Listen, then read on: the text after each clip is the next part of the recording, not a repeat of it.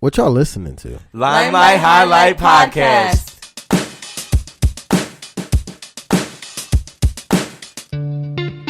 Welcome back to the show, your positive podcast, safe space and great place for a positive outlook on life. I took last week off because of the holiday and all the craziness going on in my life right now. I'm putting up my house for sale. It's kind of bittersweet because it's my first house. You know, my first house with my wife. Built some good memories here.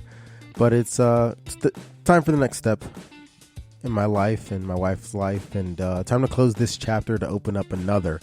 So I've been just stupid busy with everything, you know, getting packed, getting everything in order, to just, you know, putting things away. I barely really had any time to get this podcast out, to be honest. That's why it's a little bit late, so my apologies. But enough about me. The Block Gives Back has been doing some work, and with the collective effort of all their supporters, and I'm sure some of my listeners, they were able to reach their goal of $5,000 in donations for that match on Giving Tuesday, which means they got their match successful push for that donation. So shout out to the Block and shout out to all of those supporters who helped out. These guys are working and doing so much. I can't even do them justice with just describing all that they've done, but we love them and appreciate them. Remember, the end of the year, John, is right around the corner, so be sure to check them out on Facebook and Instagram, as well as their website at theblockgivesback.org to see how you can support or get involved. Now, before I introduce today's guest, I got a pretty cool unrelated fun fact for you. So this week's unrelated fun fact is about Frisbee, specifically the inventor of the Frisbee and the game disc golf. His name was Steady Ed Hedrick. Steady Ed Hedrick. He invented the Frisbee in the 50s. He died back in 2002, and here's your fun fact. His final wish was to have his ashes turned into a Frisbee. His son said it was his father's dream that they played with him after death, and that he might even accidentally end up on someone's roof. So, super weird, super morbid, but interesting nonetheless. Now, this week's guest is Josh from Empowering Cuts. Josh is a barber who goes around the U.S. and gives out free haircuts to the homeless. And in this episode, he shares with us all of those details on what happened through his life and what's kind of led him up to this point. His story is super inspiring. It's uplifting. I love it, and I hope hearing it puts you in a good mood and inspires you to go out there and make a difference in any way you can. I hope you enjoyed this conversation as much as I did having it with him. And yeah, let me not take up too much more of your time. I know you've been waiting for this episode, so welcome Josh to the podcast. Welcome to the podcast, Josh, from Empowering Cuts. Thank you for having me, bro. I got in contact with you through Hakeem. He's one of the leaders at The Block Gives Back. I'm a huge supporter of The Block Gives Back, and they kind of helped me out with all types of interviews and stuff like that. So just give a little intro to some of the listeners on what you do and how you got started. Okay. So for everybody that doesn't know me, my name is Joshua Santiago, and I am a barber based out of Philadelphia, Pennsylvania, that travels the country and provides free haircuts for the homeless through a nonprofit organization called Empowering Cuts that I founded back in January of 2017. How did you come up with the Empowering Cuts? So what happened was my barber instructor, he used to take us to shelters. That's how we learned how to cut hair.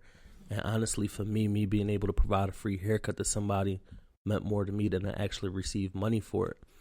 And at that moment, I knew that I wanted to do something that was surrounded around me providing these free haircuts. At the time, it really didn't make sense, though, you know, because I got a whole family that I got to feed.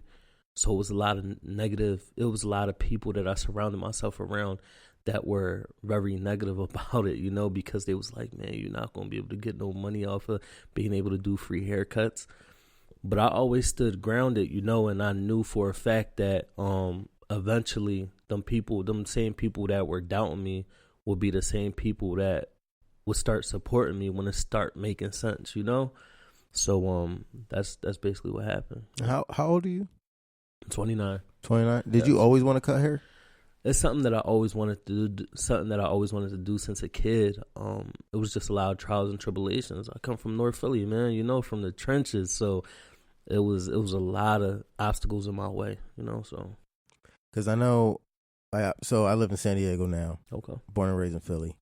I had to do a lot of research on. Cause I'm very particular about my hair, you know. So right. getting haircuts and stuff. So I don't just go to anybody. Mm-hmm. But when I got to this barber, I learned that there's like a whole world in the whole bar. I don't know what you would call your profession, haircutting industry. No, you had where it it's right. like they do competitions and designs and like he got trophies and shit, you know. So it's like that's wild to see. But a lot of the things that I get, not to downplay any barbers, but a lot of what I see is, you know, they're obviously trying to make a living. Yeah. They're trying to get, you know, make as much money as they can, you know, per head or whatever the case is. Give some quality work and stuff like that. So for you, cutting hair for people down on their luck for free, you know, I could see the struggle with you and the family and all that stuff. Because number one, you always want to look out for number one. For sure. So what kind of pushback did you get from your family, or how did you kind of overcome all of that negativity? Right. So you know what's crazy is that I don't cut no hair at all for money. Like no hair. Like I don't cut hair for money at all.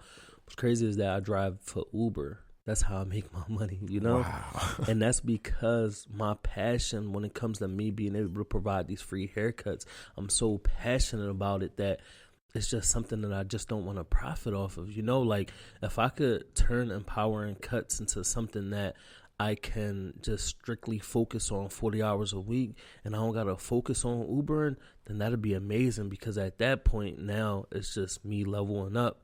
But the feedback that I got back at first was, you know, it didn't make no sense. And even my mindset, me going into barber school, when I first went into barber school, my mindset was, damn, you know what? I stood in trouble my whole life. I got a criminal background.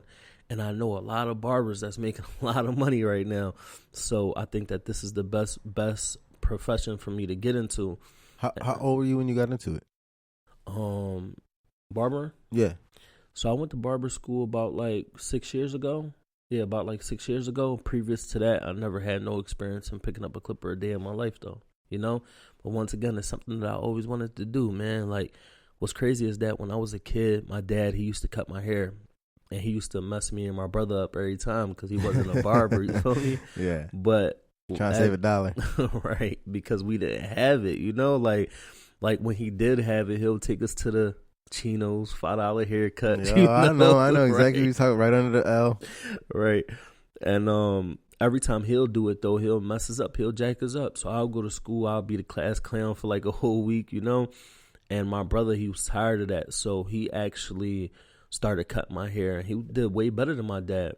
And the thing here is that my brother, since I was a kid, he always was my role model. So everything that my brother was doing is stuff that I wanted to do. So when he started cutting my hair, I wanted to become a barber because of him. So, yeah. That's wild. Yeah, man. So you started cutting hair about 6 years ago. 6 years ago. When you started, did you already know that you wanted to do it for...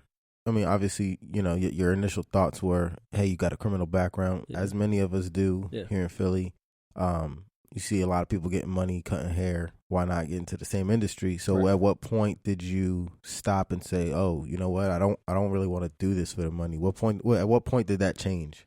When my barber instructor started taking us to these shelters and the fact that I was conversing with these individuals, and I'm like, you know, previous to that, I think that I looked at any homeless person like anyone would, you know, like, you know, damn, if like this person, he's sitting here panhandling, walking up and down, like he could probably get a job, you know? So like I was one of them type of people that was judging these individuals without even knowing these individuals. And it took for me to have multiple conversations with different homeless individuals to know like, dang, these people is human just like us, but not only are they humans, but they went through certain situations that put them in these situations, you know? So that was just what it was. And I just feel like, you know, me having them conversations with them, it was just like, man, I really get a kick out of doing this for free, man. Like, and this is something that I never want to profit off of because I love the feeling of being able to provide these free haircuts, man. I do, you know? it's a big thing when you hear people. I mean, it's easy to see somebody down on their luck, and we all think that way. Right. Yo, if you could stand out here for hours on, asking for money, you could get a job. Thanks. But a lot of people, and I always say this on the podcast, people don't really care about a problem until it directly affects them. Yes. And you going to cut people's hair at homeless shelters, having conversations, they go from being a bum panhandling on the street to actually being a human being, and you seeing, oh snap, like there's multiple steps that these people took, maybe not the right path, who are we to say, but that took them to get to here. Right. That doesn't mean they should be treated any less than human. Yeah. I follow an Instagram page called Beauty to the Streets. I don't know if you ever heard of her. I'm familiar with her. So she goes on Skid Row, for those who aren't, and she's a hairdresser, and basically she provides showers. She does women's hair and like all types of stuff for people living on Skid Row. But one thing that she likes to emphasize is how much people feel better when they look better. So, like, what can you see the difference when? I mean, I see some of your pictures, and you could just see the difference from the before picture and the after picture, and they just got a smile that lights up the room. Yeah, for sure. It's crazy because for me, once again, like, it's a lot of individuals that sit here and say, matter of fact, I just came back from Dallas, Texas about like 3 weeks ago. And this guy, he was just saying, he was like, Josh, what you got to understand is that it's a lot of people that come out here and they feed the homeless. A lot of people come out here and they give clothes to the homeless, stuff like that. But they're only out here for a couple of seconds and then they leave. And 9 times out of 10, we'll never see them individuals. But somebody like you come out here on a day-to-day basis and you don't spend a couple of seconds out here. You're out here for 5, 6, 7 hours at a time, and you're actually getting to know us for who we are, So I just feel like, the free haircut is extremely important, especially to us men, because we know how important a haircut is to us. But I think it's the personal relationship that you end up building with these individuals on a whole nother level, because it's a lot of individuals that I still see to this day that I could just stop and just be like, hey, man, how you feeling, man? You good? You doing better than what you were back then? You feel me? And there's a lot of success stories. And unfortunately, a lot of people that I don't even see anymore because of whatever reason. But, yeah, man. But you still affecting their lives. And it could be a chain reaction, Yeah, for sure. So you cutting their hair and making them look real good, making them feel good. Yeah. Well, might even make them take that extra step to, hey, now that I can look, at least I look presentable, maybe I could go get a job or do a job interview, or at least be treated a little better than how some people were treating, Yeah. I used to be in the Marine Corps. Okay. So I served with this kid. He said he was homeless since he was 15 years old. And when I was talking to him, he was telling me how, I went, by the time he was 17, he could, sign up and join the Marine Corps or whatever. But he was telling me during those times on the streets when he was homeless, he says, yeah, we're surrounded by other homeless people, or we're just out in the streets surrounded by the public.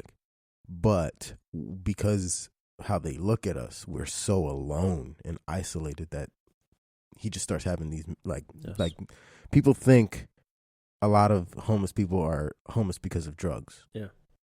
Or because of, whatever bad times that they've fallen on. But a lot of times it's because sometimes it's like when I listen to that chick on Skid Row, Beauty to the Streets, some of those women have PhDs. Yeah. They can't afford their student loans, or they ended up getting into an accident where they couldn't afford their hospital bills. And it's like, we live in this country where it's, arguably one of the richest countries in the world, and we got homeless people with PhDs. Like, we're doing something wrong here. And especially, like, where you living at now, like, it's super pricey out there, bro. You feel what I'm saying? It's super pricey. I was in San Francisco probably this time last year, and it was individuals that were homeless that had jobs, that were still going to school. It was just for an apartment in San Francisco, and I'm talking about a room-size apartment. Studio, studio. Them things go for like $2,500, $300. I mean, $2,500, $3,000 just for rent. It's crazy.